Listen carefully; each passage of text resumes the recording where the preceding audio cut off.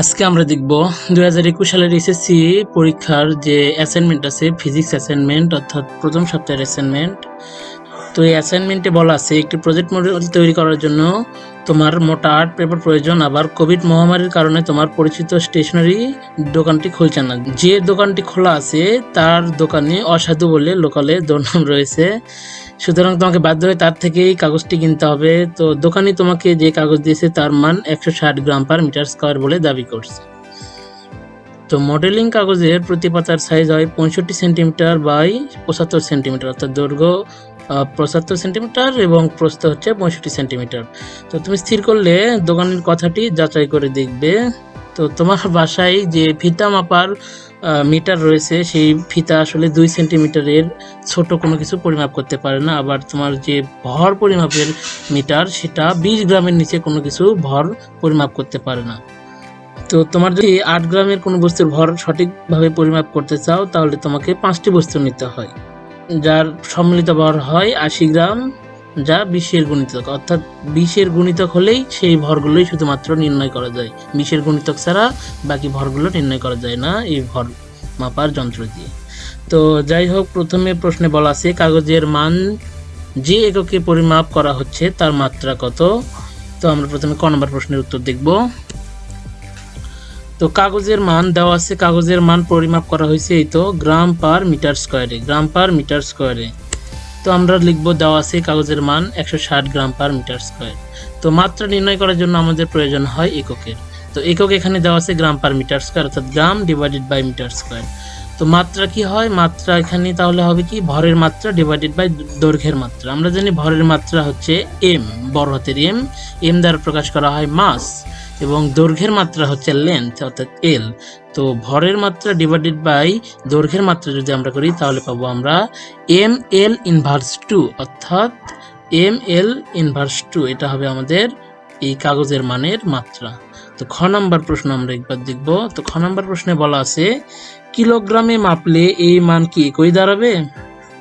তো আমাদের খ নম্বর প্রশ্ন দেওয়া আছে কাগজের মান হচ্ছে 160 গ্রাম পার মিটার স্কয়ার। এখানে দেওয়া আছে গ্রামে 160 গ্রাম, গ্রামে দেওয়া আছে, কিন্তু আমাদের চাইছে হচ্ছে কিলোগ্রামে বা কেজিতে। তো আমরা এটাকে একটু সুন্দর করে লিখবো 160 গ্রাম ডিভাইডেড বাই 1 মিটার স্কয়ার। তো আমাদের গ্রাম থেকে যেহেতু কেজিতে দিতে হবে, আমরা জানি 100 গ্রামে হয় 1 কেজি, সুতরাং আমরা এখানে 160 গ্রামকে আমরা কেজিতে কনভার্ট করব। তো গ্রাম থেকে কেজিতে কনভার্ট করতে হলে 100 গ্রাম দ্বারা ভাগ করতে হয়। তো আমরা 160 ডিভাইডেড বাই 1000 করলাম, তাহলে পেলাম কেজি। কত কেজি? 0.160 কেজি, এবং এটা 1 মিটার স্কয়ারে। তাহলে আমাদের কাগজের যে মান দেওয়া ছিল সেটা যদি আমরা ক্যালকুলেশন করি তাহলে আসবে 0.16 কেজি পার মিটার স্কয়ার। সুতরাং একক হবে আলাদা, সেটা হবে কেজি পার মিটার স্কয়ার। এবার আমরা গ নম্বর প্রশ্নের উত্তর দেখব। গ নম্বর, এই ব্যাপারে নিশ্চিত হওয়ার জন্য তোমাকে কমপক্ষে কতগুলো কাগজ কিনতে হবে এবং তোমার হিসেবে সপক্ষে যুক্তি দেখাও। তো এখানে গ নম্বর প্রশ্নের আমাদের যে আসলে প্রশ্ন দেওয়া আছে, এখানে কাগজের প্রতি পাতার সাইজ 65 সেন্টিমিটার বাই 75 সেন্টিমিটার, কিন্তু আমাদের দৈর্ঘ্য পরিমাপ হয় শুধুমাত্র 2 সেন্টিমিটার, সর্বনিম্ন 2 সেন্টিমিটার, এবং তার থেকে যদি আমরা বেশি কোনো কিছু দৈর্ঘ্য পরিমাপ করতে চাই তাহলে সেটা 2-এর গুণিতক হতে হবে, অর্থাৎ জোড় সংখ্যা হতে হবে।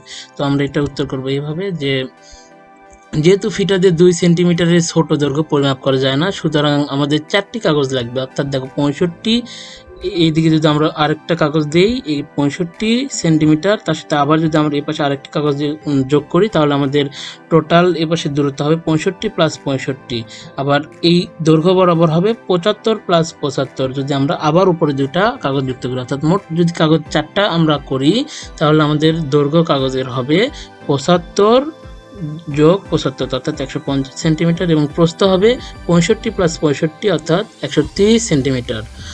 তাহলে আমরা যদি ক্ষেত্রফল নির্ণয় করি তাহলে 150 গুণন 130, অর্থাৎ আমরা ক্যালকুলেশন করে পাবো 1.95 মিটার স্কয়ার। তো আমাদের প্রশ্নে বলা আছে 1 মিটার স্কয়ারের ভর হচ্ছে 160 গ্রাম, তাহলে 1.95 মিটার স্কয়ারের ভর হবে 312 গ্রাম। কিন্তু এখানে লক্ষ্য করো 312 গ্রাম 20 দ্বারা বিভাজ্য নয়, তাহলে আমাদের কি করতে হবে?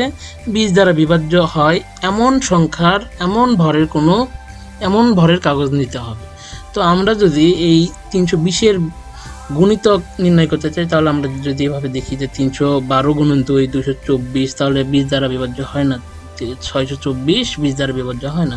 এভাবে আমরা 3 দিয়ে গুণ দিয়ে দেখবো, 4 দিয়ে 5 দিয়ে, কিন্তু আমরা দেখবো সর্বনিম্ন যখন আমরা 5 দিয়ে গুণ করব তখন হবে হচ্ছে 1560, এবং এটাই শুধুমাত্র 20 দ্বারা বিভাজ্য। এটাই হলো সর্বনিম্ন মান যেটা 20 দ্বারা বিভাজ্য হয়।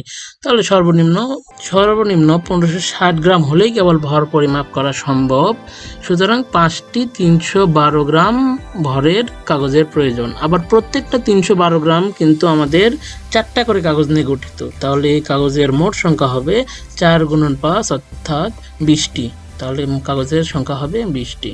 এবার আমরা ঘ নম্বর প্রশ্ন দেখব। ঘ নম্বর প্রশ্নে বলা আছে যে কাগজের প্যাকেটের গায়ে যদি লেখা থাকে 120 ± 0.5 গ্রাম পার মিটার স্কোয়ার, অর্থাৎ কাগজের মান আসলে 119.5 থেকে 120.5 এর মধ্যে থাকবে। তাহলে এখানে চূড়ান্ত ত্রুটির মান দেওয়া আছে 0.5, অর্থাৎ এই তো চূড়ান্ত ত্রুটির মান হচ্ছে 0.5। তাহলে এখানে কতটুকু সূক্ষ্ম বা নির্ভুল হবে এটা আমাদের নির্ণয় করতে হবে। তো আমরা লিখবো, প্রথমে দেওয়া আছে কাগজের মান এত, অর্থাৎ 120 ± 0.5 গ্রাম পার মিটার স্কোয়ার। এখানে চূড়ান্ত ত্রুটির মান 0.5। আমরা জানি আপেক্ষিক ত্রুটি, এখানে আমাদের আপেক্ষিক ত্রুটি প্রথমে নির্ণয় করতে হবে। তো আপেক্ষিক ত্রুটি সমান চূড়ান্ত ত্রুটি ডিভাইডেড বাই পরিমাপকৃত মান। আমরা এখানে 120 যদি পরিমাপ করি তাহলে আমরা 120-এর ভিতর ত্রুটি পাবো 0.5। তাহলে এখানে আমাদের চূড়ান্ত ত্রুটি হচ্ছে 0.5, এবং কতখানিতে আমরা 0.5 ত্রুটি পেলাম? 120 এককে আমরা পেলাম 0.5 ত্রুটি। তাহলে এখানে আমরা যদি পার্সেন্টেজ অর্থাৎ শতকরা কত ত্রুটি হয় সেটা হবে আমাদের 0.4167%। তাহলে ত্রুটির পরিমাণ হলো এটা, কিন্তু আমাদের চাইছে হচ্ছে নির্ভুলতা বা সূক্ষ্মতা। তাহলে নির্ভুলতা হবে 100% - 0.4167%, অর্থাৎ একটা ক্যালকুলেশন করলে হয় 99.58%। তো এটা হলো তোমাদের সম্পূর্ণ উত্তর। তো তোমরা এটা সম্পূর্ণ কপি করবে না, কারণ এটা যদি তোমরা সম্পূর্ণ কপি করো তোমাদের সমস্যা হতে পারে। তোমরা তোমাদের নিজের মতো করে উত্তর দেওয়ার চেষ্টা করবে। এটা জাস্ট তোমাদের একটা নমুনা উত্তর দেওয়ার চেষ্টা করলাম। ধন্যবাদ সবাইকে।